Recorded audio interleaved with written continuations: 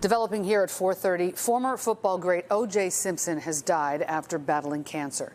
Simpson's sports legacy took a dramatic turn in the 1990s when he became the prime suspect in the deaths of his ex-wife and her friend. Now, of course, Simpson was eventually acquitted, but not before that chase and the televised trial that gripped the nation for months. Charlie Wojciechowski was working here as the case unfolded in the 90s. And he joins us now to look back at several connections that the OJ Simpson case had to Chicago and the suburbs. Charlie? It really is surprising how many there are, Alex, Marion. After the bodies of Ron Goldman and Nicole Brown Simpson were discovered in Los Angeles, the next law enforcement body to look at the case was the Chicago Police Department, who started by searching a hotel not far from O'Hare Airport almost 30 years ago. OJ Simpson, one of America's best-known sports and entertainment personalities. It was a crime that captured the nation's attention. But the first time anyone saw OJ Simpson following the death of his ex-wife and Ron Goldman was when he returned from a trip to Chicago. It was here authorities opened a second branch of their investigation. Less than an hour after the murders were thought to have been committed, Simpson boarded American Airlines Flight 668, the red-eye to Chicago. He stayed here. It was then the O'Hare Plaza Hotel in room 915, where the hotel manager said Simpson received at least one phone call and made as many as 10 others. He checked out immediately after making those calls. He just wanted us to get him a cab as quickly as we could. But while Simpson was back in L.A., Chicago police were busy, using metal detectors to search a wooded area just behind the hotel, looking for a potential murder weapon. In an area this large, I do what they call a grid search. They also searched the hotel room, where they reportedly recovered a bloody towel and a broken glass. Ron Goldman grew up in Buffalo Grove and attended Twin Groves Junior High and Adlai Stevenson High School. Mike Pincus was a friend since kindergarten. He decided that we'd walk around to Chicago without shoes on. And we're in the middle of Chicago, downtown Chicago with no shoes on. It was amazing how many people just stopped and said, hey, you don't have any shoes on, but that was what Ron was all about, just to be noticed. This photo shows Goldman at the age of 10, giving a 2-year-old neighbor a T-shirt on her birthday. She was 17 back in 1994. He was my first crush, yeah. I got very nervous around him. He was just really special. He was a caring person, and he really made a very big impact on me.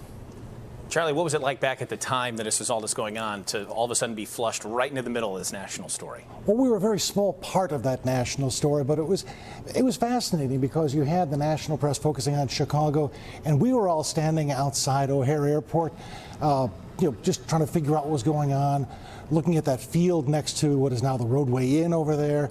And one station, not this station, actually sent interns into O'Hare Airport. Back then they had lockers, and they had them search through the lockers and the garbage cans, seeing if they could find the knife before the police. Wow. And no one ever found that knife, I've heard.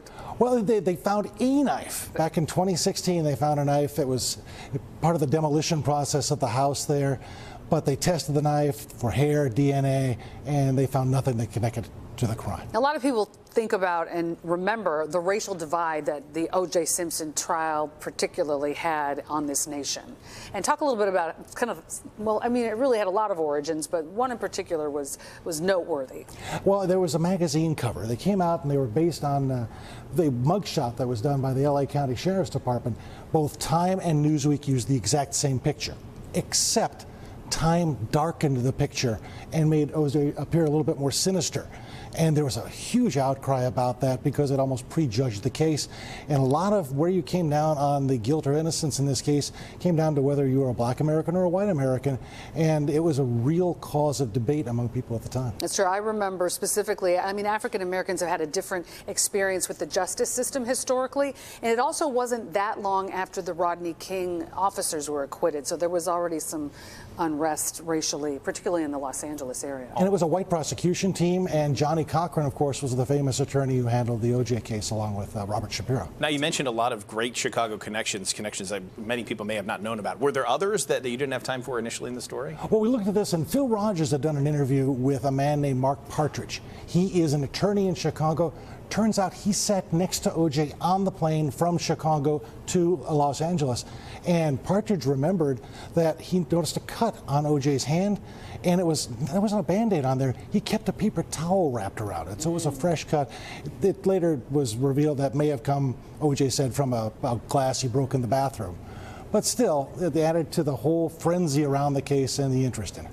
It's hard to believe it's been 30 years, but it all kind of comes because a lot of people know where they were when that verdict was read, too, and many of the other elements. And seeing that white Ford Bronco in that slow-speed chase, it's taken on a whole vernacular in American culture. It certainly has. Thanks Thank you, Charlie, for that look back. Thanks. Appreciate it.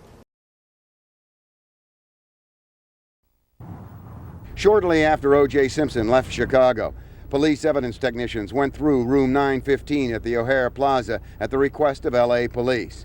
Then the next day, L.A. detectives themselves came to see, checking the evidence being held here and interviewing hotel employees who had seen or talked with Simpson. Simpson had explained blood found in the room by saying he accidentally broke a glass in the bathroom and cut his finger. He even asked for a Band-Aid from the hotel staff. But detectives wanted to know if it was an accident or if he needed to have an explanation for bloodstains in the room. They wanted to know, too, if all the stains were from his blood, and if so, whether all of that blood was from a fresh wound or a previous injury. Ironically, it was the forensic scientist hired by Simpson's own defense team who explained how that could be determined through lab tests. If a blood stain found, there are certain ingredients, components inside the blood. Certain of those components will disappear, so-called denatured, as the time goes by. What made Simpson's visit here so enormously important was the timing.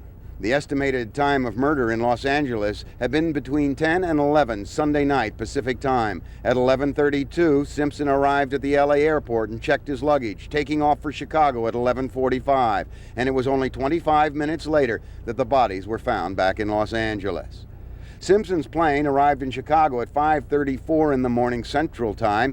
He checked in at the O'Hare Plaza about 45 minutes later, but then left about 8:30, catching a 9:15 flight back home. Yesterday, the LA detectives still in Chicago got a telephone tip from a motorist. That caused police to call in a search team armed with metal detectors, and they worked those woods till 1 o'clock this morning. Have you had anything to substantiate this possibility other than the one call or tip? Well, let's say it's slim, but we work on slim.